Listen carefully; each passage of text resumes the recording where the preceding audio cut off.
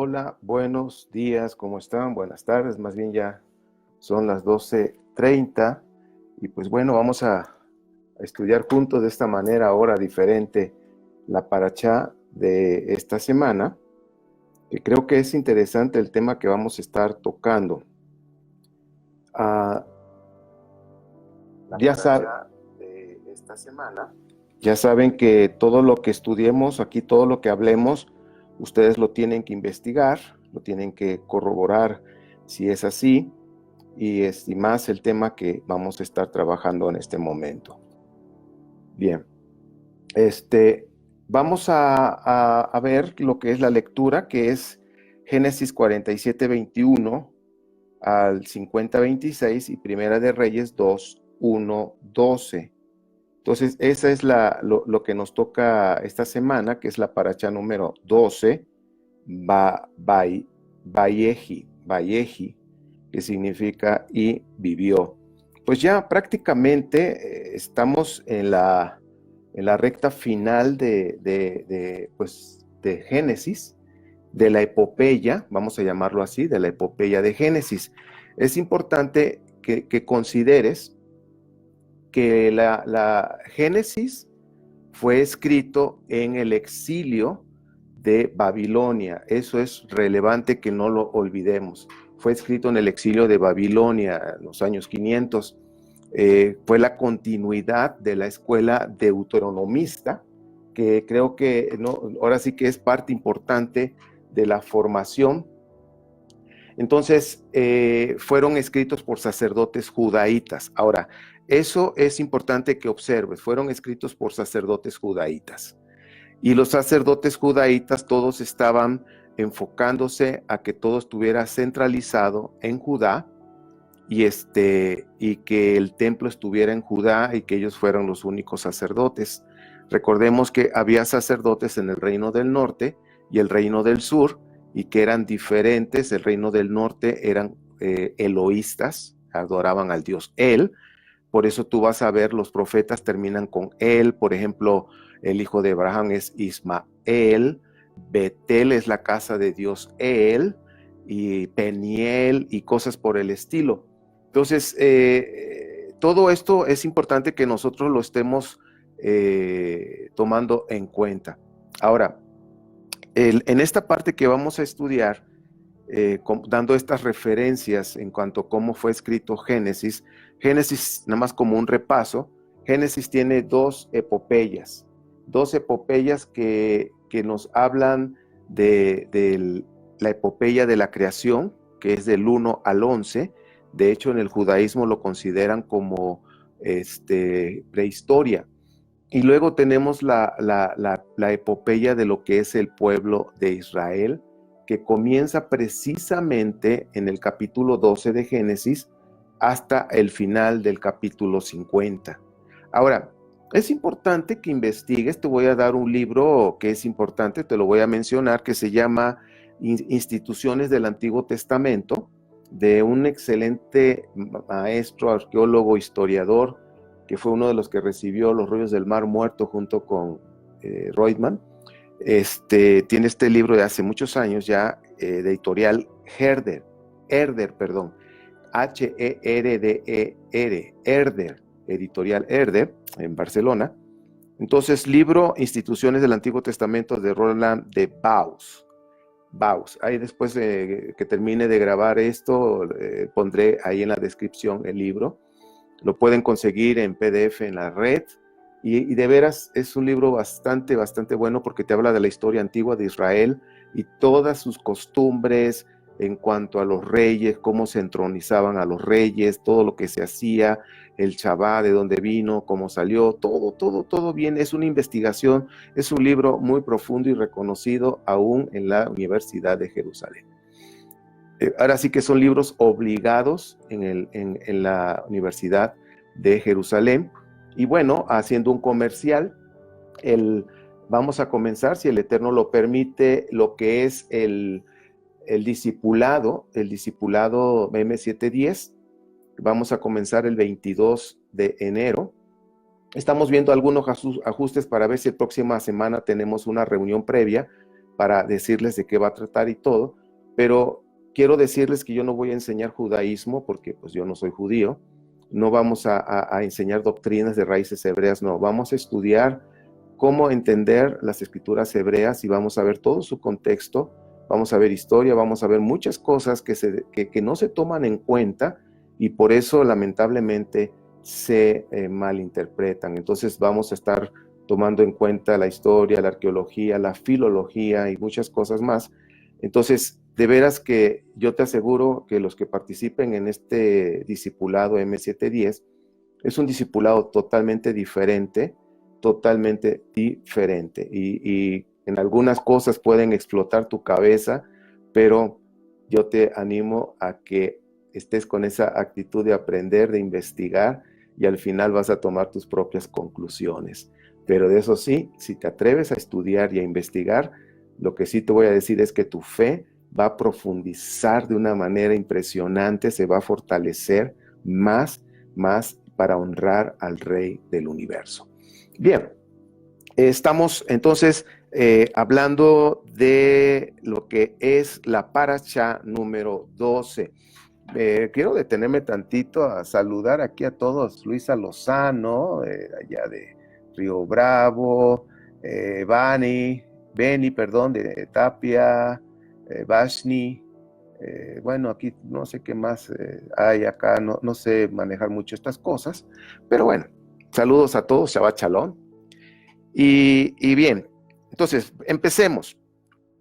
Ya les decía yo que Génesis es una epopeya, la epopeya de la creación del capítulo 1 al 11 y luego del 12 hasta el final, hasta el capítulo 50, 26, estamos hablando la epopeya del pueblo de Israel, de cómo fue formado de Israel. Posteriormente entra lo que es todo un libro para Moshe, que es Éxodo o Shemot. Es todo un libro. Recuerden que todos estos libros, estos primeros 4 libros fueron escritos en el exilio. Deuteronomio se escribió en el año aproximado 620-21 con el rey Josías. Lo escribieron los sacerdotes judaítas de ese momento que estaban con el rey Josías. Lo escribieron ellos.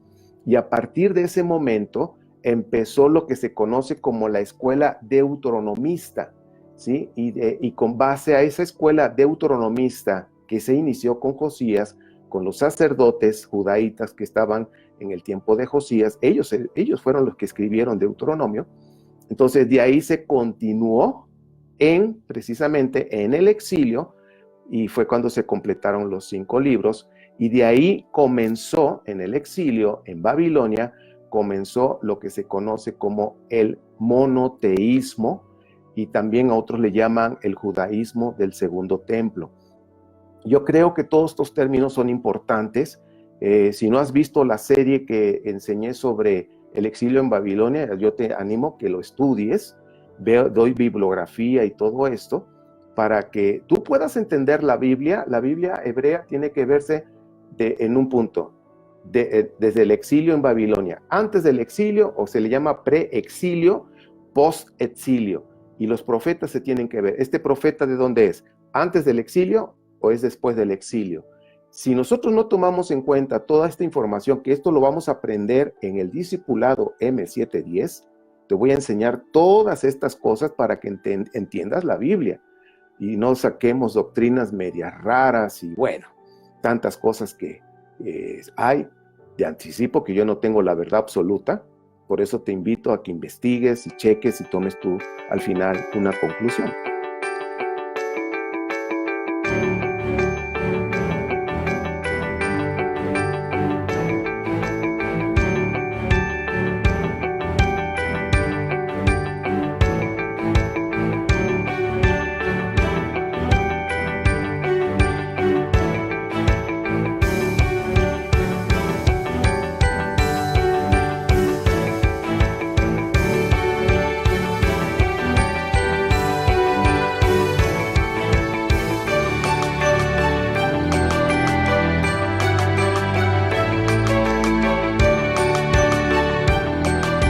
Les decía yo, en cuanto a la manera que se escribió la Torá, que es importante que ustedes lo tomen en cuenta, porque si nosotros no lo tomamos en cuenta como tal, podemos perder mucha información.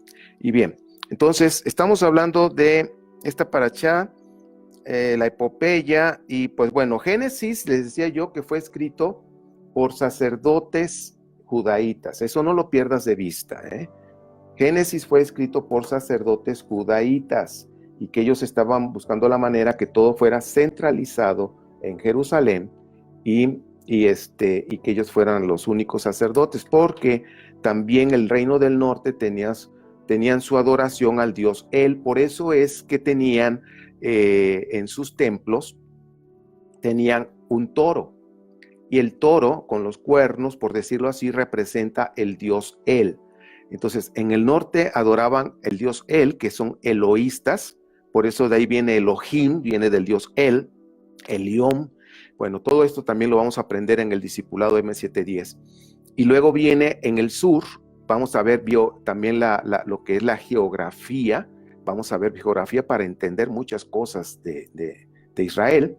Entonces vemos acá, entonces del sur eran yavistas, pero yavistas por Yahvé o Yahweh, como le llamen, en algunas partes de Judá, más al sur, Edom, todos esos lugares, se le llamaba también, se le conocía como Yahú.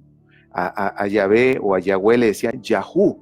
Por eso todos los profetas terminaban con Yosiyahu, ¿sí? Chequen ustedes, significa que eran del sur, ¿sí? Entonces, todos los que terminaban con Yahu, esa parte significa que eran pues adoraban, servían al dios Yahvé o Yahweh, Yosiyahu, Yahu. Entonces también le decían, no nada más le decían el Yud, Het, Bat, Hei, que son las letras en hebreo, sino también en toda esa zona que antes de que Jerusalén tomara a Yahvé como su Dios, ya existía en otros pueblos, le llamaban Yahvé o le llamaban Yahu, Yahu, Y-A-H-U, Yahu. Principalmente el Dios de Jerusalén, en los tiempos muy antiguos, te estoy hablando de casi 2000, el año 2000 antes de la era común, su Dios era Shalim. El Dios Shalim era, por eso Jerusalén significa la casa del Dios Shalim, o la ciudad del Dios Shalim, más bien la ciudad del Dios Shalim. Y ahí viene que David le puso a sus hijos Absalón, que tiene que ver con Shalim, y Salomón con Shalim también. Entonces, porque David era politeísta. A veces la gente no quiere entender eso, piensan que todo Israel desde su historia siempre ha existido y ha sido monoteísta. No es así, ¿sí? David tenía otros dioses, ¿sí? Y pues es cuestión de escudriñar la escritura y ver la historia antigua de Israel, y vuelvo al punto, en el discipulado ahí lo vamos a aprender. Bien, seguimos. Ahora, los judaítas, y pues vemos que el gobierno que dice ahí en Génesis, si ustedes se dan cuenta en Génesis 49, los sacerdotes estaban ya ahí escribiendo que todo ya estuviera concentrado en una tribu, precisamente Judá, y que todo estuviera ya concentrado en Jerusalén. Recuerden que los judaítas venían de esa deportación que estuvieron en Babilonia, y ya iban a estar, y pues Esdras tuvo una gran tarea de llevar al pueblo otra vez a Jerusalén, pero que no perdiera su identidad, pero que ahora fuera una identidad monoteísta. Y pues bueno, no fue fácil llevar al pueblo judaíta a un monoteísmo, tenían que sacar del templo, porque en el templo mismo de Salomón, hablando del preexilio, adoraban otros dioses. No crean que nada más era Yahvé, no, era politeísta. Estaba la figura de Yahvé y siempre tenía a su esposa, que era Asherá. Entonces, eso fue antes del exilio, y pues ustedes saben que ofrecían sacrificios a Moloch y todo eso. Israel era enoteísta y también politeísta. Esa es la historia antigua de Israel. Por eso una de las tareas que tuvo los sacerdotes judaítas, al escribir la Torá, era llevar al pueblo a un monoteísmo. La prueba está que en Deuteronomio 6:4, que esto realmente comenzó en el año 621, 622, antes de la era común, con Josías. Los sacerdotes que estaban con Josías ya estaban empezando a enfocarse a un monoteísmo y se conoce como la escuela deuteronomista en la historia antigua de Israel. Bien, entonces vemos acá en el capítulo 49 de Génesis, del 8 al 12, que ya todo se está encaminando precisamente a lo que es Israel, y pues bueno, Israel más bien a la tribu de Judá. Vemos ahí una bendición especial a Judá, y precisamente ahí se está denotando que el reino, o sea, el cetro, la jerarquía, el dominio, la autoridad, el reinado, tenía que ser precisamente a través de Judá. Entonces dice, Judá va a gobernar de manera perpetua. Y pues bueno, eso lo tenemos que tomar en cuenta al momento de estudiar y leer precisamente las escrituras para comprenderlas. Recuerde, las escrituras hebreas se deben de leer de esta manera. El exilio es el parteaguas. Preexilio, post-exilio. Antes del exilio, después del exilio. Si nosotros tomamos en cuenta esto, vamos a entender mejor las escrituras y vamos a comprender el proceso que tuvo Israel de convertirse de un pueblo enoísta o un pueblo politeísta. Estamos hablando de la monolatría, y en un proceso hasta que llegaron a ser monoteístas. Fue un proceso largo, no fue nada fácil. ¿Y sabes cuál fue la deidad que más trabajo les costó sacar de sus creencias y del templo? Fue Asherá. Y quiero decirles que vamos a aprender muchas cosas aquí en el discipulado. Vamos a aprender sobre Asherá y qué representaciones tiene Asherá. Asherá siempre se tallaba en los árboles, y pues los árboles que representan Asherá son dos: las palmeras y el almendro. Ojo con eso, las palmeras y el almendro. Toma nota y investiga. Asherá se representa a eso. Fue muy difícil sacar a Asherá del templo, entonces los sacerdotes tuvieron que hacer muchas cosas para que el pueblo finalmente se concentrara en un pueblo monoteísta.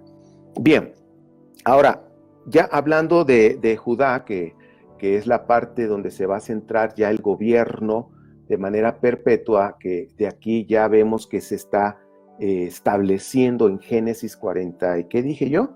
49, 8 al 12. Entonces ya vemos aquí en Génesis 49, 8 al 12, que ya se está estableciendo el gobierno a través de Judá. ¿Quién escribió Génesis? Los sacerdotes judaítas, no lo olvides. En Segunda de Crónicas 13, 4 al 5, apúntalo por ahí, Segunda de Crónicas 13, 4 al 5, ahí está mostrándose igual. Estos libros se escribieron, son post-exilio, exilio, post-exilio, todos estos reyes, en fin. Se dice que Dios, el Eterno, concedió a David para siempre el reino de Israel y a sus descendientes mediante el pacto de sal. Entonces, fíjense, ya aquí seguimos. Génesis dice, el gobierno va a ser en Judá, no va a ser en otra tribu, ni de los que están en el norte, y ya aprenderemos acerca de las dos casas, qué significa, de acuerdo a la historia de Israel, mis amados. Te va a sorprender esa información, ¿sí? Las famosas dos casas. Entonces, pero ahorita estamos concentrados acá en Jerusalén, y en Jerusalén estamos viendo que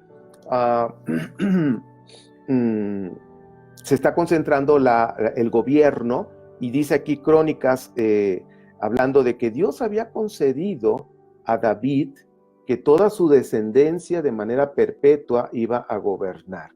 Ahora, yo quiero tomar ese punto porque lamentablemente se han tomado cosas un poquito fuera de lugar y a veces quieren acomodar a fuerzas ciertas escrituras en el personaje de nuestro bendito Mashiach, de nuestro bendito Maestro Yeshua. Entonces, debemos tomar en cuenta las costumbres, debemos tomar en cuenta muchas cosas. Ahora, aquí estamos estamos conectando Génesis 49, donde el reinado perpetuo va a estar en Judá, es decir, siempre va a gobernar Judá, no va a ser el reino del norte, sino va a estar todo concentrado en Judá. Luego viene acá en Crónicas reiterando esa parte que el Eterno había prometido a David, que su descendencia de manera perpetua iba a gobernar. Ahora, al decir descendencia, yo creo que es importante que nosotros sepamos, de acuerdo al contexto hebreo, que quiero decirte que hay mejores, bueno, el Strong no es un diccionario, es un léxico nada más, pero hay otros que son mucho mejor y te da una información más abundante, exacta, que es el diccionario de Chávez y el diccionario Schokl. Son buenísimos, son uno de los que más estoy estudiando últimamente, aunque el de Chávez también trae el número de Strong como referencia, entonces uno lo toma con el Strong, pero yo me voy al Chávez y el Chávez me da una abundancia de información exquisita y te abre un panorama mucho mejor que el Strong. Entonces aquí voy a mencionar el Strong, pero si nosotros lo investigamos en el Schokl, ya viendo las letras hebreas, créeme que vas a aprender más. Esto lo vamos a aprender en el discipulado M710. ¿Sí? Si no te has inscrito, tienes que inscribirte. Yo te voy a decir una cosa, tu mente va a estar revolucionada, vamos a estudiar. El discipulado M710 es apto solamente para gente que le gusta investigar. ¿Sí? Entonces, si a ti te gusta investigar, no tienes que faltar ahí. Bueno, seguimos. Entonces, en Primera de Reyes 9:5, dice, nunca faltará un descendiente de David en el trono de Israel. Ahora, aquí ya tenemos Crónicas, Segunda de Crónicas 13, 4 al 5, Primera de Reyes 9, 5, y aquí nos está diciendo, nunca faltará un descendiente. Ahora, esa palabra en el hebreo, de una manera muy sencilla en este momento, dice, es en el Strong, el hebreo 2233, que es la palabra será, y significa varias palabras, pero nada más escogí algunas porque, pues, imagínate, es bien profundo. Simiente, hijo, linaje, semilla, y cuando habla de semilla, se está refiriendo a esperma, ¿ok? A esperma. Y estirpe. Entonces, cuando está diciendo no faltará un descendiente, ojo con esto, significa que va a haber que va a ser engendrado a través del esperma de un ser humano. Ojo, ojo, ojo. Entonces debe ser engendrado, como todo ser humano, entre un hombre y una mujer. Entonces todos los descendientes de David iban a venir de esa forma, ¿sí? Si hubiera sido anunciado en esta parte hebrea de que iba a ser de una manera diferente, tipo griego, en la filosofía griega de los semidioses, donde un dios viene y engendra a Hércules, en un cuerpo de una mujer, sin la intervención de una persona física. Esa es la filosofía griega. Entonces, si hubiera sido así, pues hubiera escrito que iba a ser así. Sin embargo, la profecía, todo lo que está escrito, y más que nada, más que profecía, una promesa que estamos valorando aquí de parte del Eterno, dice, tu descendencia va a ser el que va a ocupar el trono. Entonces, vamos a estar reflexionando acerca de esto, mis amados, y por favor, investiga todo esto. Estamos hablando del reinado de Israel. ¿Quién va a ocupar el reinado de Israel? Ahora, Yeshua de Nazaret, que también vamos a estudiar a un poquito más amplio, con un criterio más amplio, sobre Yeshua de Nazaret. Yeshua era un sádic. ¿Ok? Era un maestro de Torah, era un rabino, por decirlo así, él era fariseo.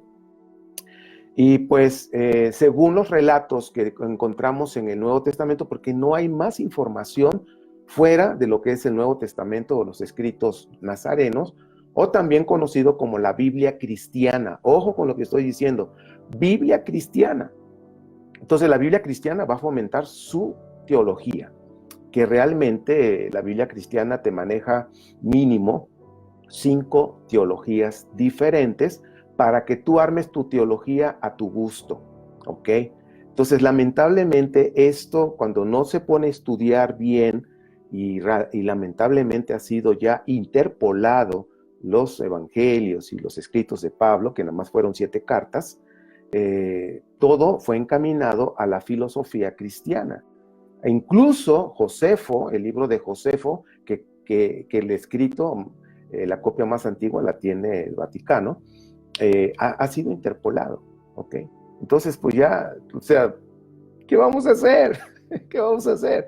Pues bueno, tenemos que estudiar las escrituras hebreas para ver qué información nos dice, y ahora tenemos que agarrar lo que son las escrituras nazarenas o en la Biblia cristiana y filtrarla en la Torá, filtrarla en las escrituras hebreas. No hay más que eso. Por eso es necesario que conozcas las escrituras hebreas. Por cierto, hoy en la tarde, si el Eterno lo permite, vamos a grabar la segunda parte de los Apocalipsis. Va a estar tremendo, tremendo, nada más te digo eso. Entonces, estamos aprendiendo a descubrir, a investigar, a descubrir, para que no vivamos engañados. Por eso yo siempre te estoy invitando, investiga, investiga, para que no vivas engañado, ¿ok? Si te dicen que la luna es de queso, tienes que investigar a ver si es cierto que es de queso. Es un dicho, ¿ok? Bien, entonces, también las escrituras o la Biblia cristiana nos dice que murió, resucitó, que hubo 500 testigos que lo vieron, y posteriormente en la escritura o el relato bíblico de los evangelios nos muestra que ascendió, ¿ok? ¡Pum! Ascendió y desapareció. Y va a regresar. Hasta ahí vamos viendo lo que la escritura hebrea, la escritura nazarena o la Biblia cristiana nos dice. Pero ahora vamos a analizar un punto que creo que es relevante, y estamos conectando todos los versículos empezamos desde Génesis 49, 8, 12, 8 al 12, luego segunda de Crónicas 13, 4 al 5, que habla de la descendencia de David, primera de Reyes 9, 5, que habla de la descendencia de David a través de un pacto de sal, y ya vimos lo que significa descendiente. Y bueno, lamentablemente los evangelios han traído tanta confusión en la cuestión de Yeshua, ¿sí? Recuerden que el primer evangelio que se escribió fue Marcos, y de ahí Marcos escribió refutando, porque así se acostumbraba en los tiempos antiguos, cuando tú ya querías cambiar algo, pues simplemente escribías, ahora sí que escribías para refutar lo que alguien dijo, y en este caso el escritor anónimo, no se sabe si fue Marcos. Ninguno de los 4 evangelios son los nombres que están ahí. Esos nombres se escribieron más o menos en el año 120 de esta era común.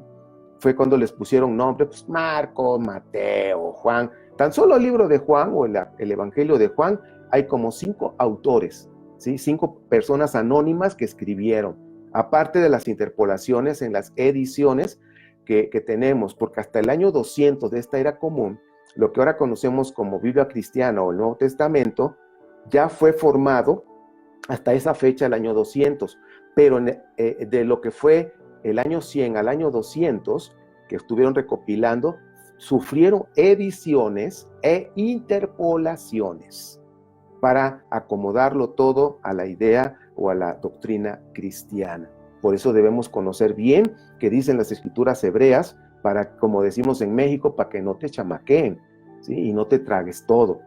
Mira, el evangelio de Marcos empezó con el bautismo, ¿ok? Checa el dato. Entonces, eso fue en el año 70, 75, en ese periodo, ya Pablo había muerto, ¿ok? Después de la destrucción del templo. Posteriormente viene en el año 80, 85 aproximadamente, casi 10 años después que se escribió Marcos, entonces ya andaba circulando copias de ese evangelio. Entonces los anónimos, que después se les pusieron Mateo y Lucas, tomaron el evangelio de Marcos como referencia, y ellos empezaron a escribir su evangelio con el bautismo igual, que es el capítulo 3 actualmente, ¿sí? Pero después tuvieron que interpolar, tuvieron que agregar el capítulo 1 y 2, aproximadamente entre el año 95 y 100, entre 90 y 100, interpolaron, le agregaron el capítulo 1 y 2 y tuvieron que poner que Yeshua fue engendrado por el Espíritu y todo lo que tú ya conoces, que ha desatado una confusión tremenda en mucha gente y todos se lo han creído. No es así, porque entonces iría en contra de lo que estamos hablando. Y precisamente hoy puse en este muro, tanto el de Ernesto Rosas como el de Ministerio 710, puse recordando la investigación, la descendencia de David. Yo te invito a que cheques esa investigación que estuve haciendo y ahí está todo referente, hay libros, hay todo, y al final pues tú tomarás tu propia conclusión. Pero yo en lo personal, yo creo lo que dicen las escrituras hebreas, que dice que va a venir un descendiente, va a venir a gobernar, si va a venir a gobernar perpetuamente, tiene que ser, como dice ahí, un descendiente de David, y descendencia, como también en el Nuevo Testamento, cuando se habla de descendencia, en griego es esperma, pero en el hebreo es semilla, y en aquellos tiempos semilla significa esperma, ¿sí? Entonces dice, puso su semilla en su vientre, ¿sí? Para engendrar. Entonces, todos estos conceptos son importantes que nosotros lo tomemos en cuenta, ¿ok? A mí me han tachado de hereje, ¿no? Yo no soy hereje, simplemente te estoy mostrando las escrituras y que sepas la historia de los evangelios, ¿sí? Han sido interpolados, han sido acomodados a la doctrina cristiana. Y ahora les llamo, en estos tiempos, cuando se creen y se tragan todo eso que está ahí, simplemente son cristianos con tzitzis, nada más. Cristianos con tzitzis que creen todo eso. No es así, mis amados. Tenemos que investigar y estudiar. Bien, yo sé que estoy pisando callos, pero mira, investiga y no vivas engañado, ¿ok? Yo me atreví a investigar y me atreví a decir lo que encontré en la investigación y me han tachado. Entonces, todo esto a mí no me importa. A mí me importa qué dice mi Padre Eterno de mí. Eso es lo que más me interesa, ¿ok? Entonces, lamentablemente a nuestro bendito Maestro Yeshua le han puesto cosas que todavía no es tiempo. Por ejemplo, espero que esta enseñanza te esté llamando la atención o te ilustre, porque estoy tocando temas un poquito incómodos. ¿A poco no? Y más cuando decimos de Yeshua. Pero yo lo que te estoy diciendo lo tengo bien, pero bien fundamentado. ¿Sí? No te estoy diciendo lo que yo pienso. No. Ahora, el Salmo número 2 y el Salmo número 110, ojo, vamos a hablar de eso. Tenemos que conocer, allá me dio sed, perdón.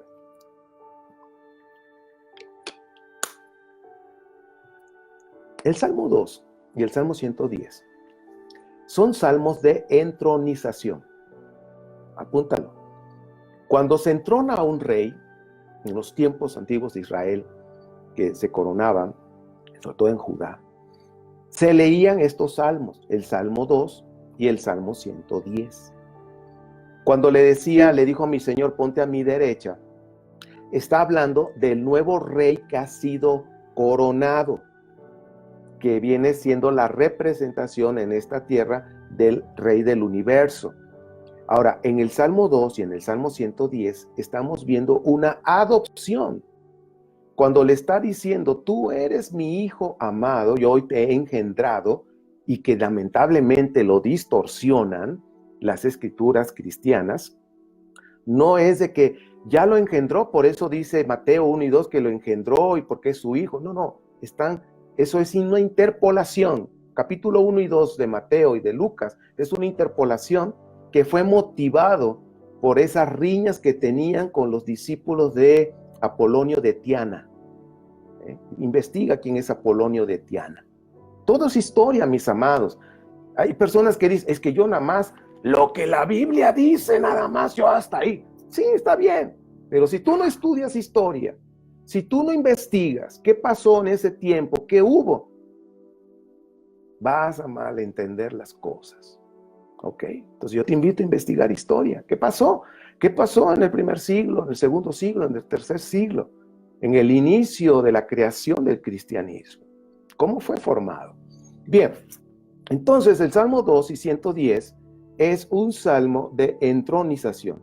Yo te invito a investigar en el libro que te motivé a que lo busques en la red, Instituciones del Antiguo Testamento, Roland de Vaux y de editorial Herder, perdón. Ahí viene, híjole, es impresionante este libro, te enseña la historia, todo, cómo vivían los reyes, cómo eran las reinas madres, todo lo que significa Antiguo Testamento y que está relacionado de alguna manera con Israel, que Israel empezó a sonar ya como país a partir del año 1200 antes de la era cristiana o antes de Cristo. Ahí es cuando empezó a sonar, porque hay una estela en Egipto un poquito más atrás, más antiguo, y que mencionan a Israel, pero lo menciona como un grupo pequeño, no como país todavía. Ya realmente empieza a sonarse a partir del año 1200 antes de la era cristiana. Entonces esto es importante tomarlo, y eso es antes del exilio. Bien, entonces el Salmo 2 y el Salmo 110 está hablando de en el momento que una persona humana es coronada, entonces va a cambiar de estatus. Y eso es importante. Cuando dice hoy te he engendrado, está hablando de un lenguaje de adopción. Es un lenguaje de adopción del antiguo Medio Oriente, y cuando le estaba diciendo al ser humano, al civil, hoy te he engendrado, y le está diciendo que es su hijo, en ese momento le está diciendo, tú vas a dejar de ser una persona común, un civil, y vas a cambiar de estatus, y vas a ser ahora el rey, y me vas a representar en este caso, hablando de Israel, me vas a representar en Israel. Entonces ya se le considera como hijo de Dios. ¿Por qué? Porque ha sido engendrado. De esa manera significa adoptado por el Padre Eterno. Eso mismo sucedió con Salomón. Y Salomón salió lo mismo. Ahí le dice, yo voy a ser ahora tu padre. Es lo mismo que él estaba diciendo. Era un lenguaje de entronización, de que iba a ser coronado como rey y que iba a ser adoptado por el rey del universo, el Yud-Heh-Vav-Heh. Entonces, este lenguaje es importante que lo conozcamos, porque si no lo malinterpretamos. El problema está que por ejemplo, los evangelios quieren hacer Mashiach a Yeshua antes de tiempo, ¿sí? Por ejemplo, tan solo cuando fue engendrado por obra y gracia del Espíritu Santo, que fue engendrado por el Padre, bueno, uno dice que fue el Padre, otro dice que fue el Espíritu Santo, y acuérdense que los cristianos manejan la Trinidad, entonces ya no sabemos quién fue, pero vamos a pensar que fue el Padre, ¿sí? Entonces fue el Padre el que engendró. No está hablando de eso, porque entonces Miriam cometió adulterio, porque ya estaba casada con su marido, ya era su marido. Entonces, si nosotros tomamos todo esto en cuenta, que no tomaron los escritores de los evangelios, que eran personas muy leídas, eran personas judías que leían mucho, que sabían, pero no tomaron en cuenta estos principios de lo que la escritura dice. Entonces, el yo te he engendrado hoy lo están tomando fuera de contexto, porque eso se dice cuando son coronados los reyes y habla de adopción, ¿ok? Y si Joseph no tuvo nada que ver cuando Yeshua fue engendrado, pues entonces no era su hijo y no es descendiente de David.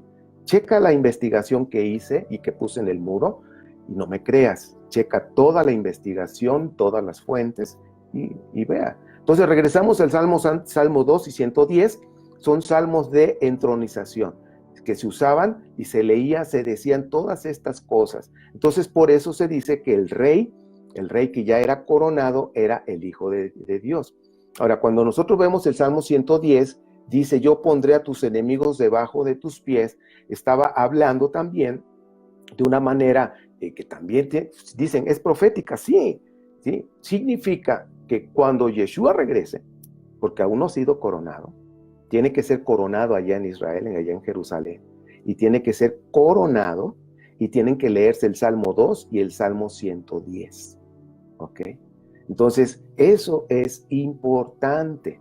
Ahora, Yeshua fue levantado de entre los muertos, resucitó, fue levantado entre los muertos con un cuerpo inmortal, de acuerdo a los relatos que tenemos, y eso ya lo hace diferente, o sea, ya no va a morir jamás, ¿sí? Ya tiene un cuerpo inmortal, donde, de acuerdo a lo que dice el relato de Pablo, dice que fueron 500 o más de 500 personas que lo vieron, o sea que es una prueba irrefutable en cuanto a esto. No hay otro escrito que diga eso. O sea, ningún historiador, nadie, ni Josefo, nadie ha dicho, excepto Pablo, lo que está ahí. Lo vamos a creer así entonces, ¿ok? Entonces, mis queridos, cuando nosotros estemos leyendo, tienes que verificar todo con las escrituras hebreas, qué es lo que están diciendo, y es necesario conocer la cosmovisión y las costumbres del antiguo Israel hasta el primer siglo, cómo eran, qué hacían, cómo pensaban, su cosmovisión, para poder entender todo lo que, y ahora sí que la escritura cristiana, la Biblia cristiana nos dice, y nos vamos a dar cuenta cuáles son las cosas que sí están en línea con lo que dice las escrituras hebreas y cuáles no están en línea. Ahora, el Salmo 110 habla de la orden de Melquisedec. Ese tema lo vamos a tratar otro día, ¿sí? Porque no los quiero cansar, ya ni me fijé cuánto tiempo llevo, pero bueno, en esta parashá estamos hablando precisamente de Judá, de cómo fue el reinado entregado a Judá para que tuviera un rey perpetuo, que no viniera de otra tribu, que no viniera de otro lugar, tiene que ser judaíta, tiene que ser de la tribu de Judá, y pues de ahí la descendencia al final, y de ahí tiene que ser que el que va a reinar en Israel, el que vaya a ser coronado como rey de la forma antigua, tiene que ser de la estirpe, tiene que ser de la semilla, tiene que venir del esperma de un descendiente de David.